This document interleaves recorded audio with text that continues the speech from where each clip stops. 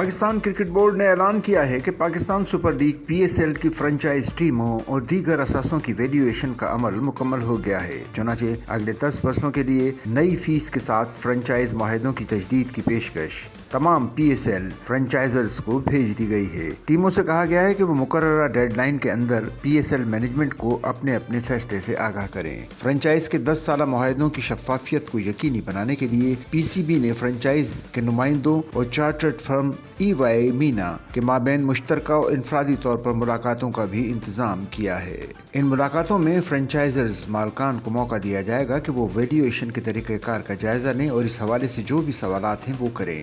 اس کے علاوہ PCB کو چارٹرڈ فرم EY مینا کی جانب سے 2 نئی PSL فرنچائز ٹیموں کی ممکنہ پرائس کے بارے میں رپورٹس بھی موصول ہو گئی ہیں۔ دونوں ٹیموں کی فروخت کے لیے ٹینڈر کا عمل جلد شروع کر دیا جائے گا۔ نئی فرنچائز خریدنے میں دلچسپی رکھنے والوں کو اپنی ٹیموں کے لیے جن شہروں کے ناموں کی چوائس دی جائے گی، ان میں حیدرآباد، سیالکوٹ، مظفر آباد، فیصل آباد، گلگت اور راولپنڈی شامل ہیں۔ PCB کی انتظامیہ نے اس عزم کا اظہار کیا ہے کہ PSL کے تمام شراکت داروں کے ساتھ منصفانہ، شفاف اور باہمی مفاد پر مبنی تعلقات برقرار رکھے جائیں گے، کیونکہ یہ لیگ پاکستان کرکٹ کی ترقی اور عالمی سطح پر پہچان میں اہم کردار ادا کر رہی ہے۔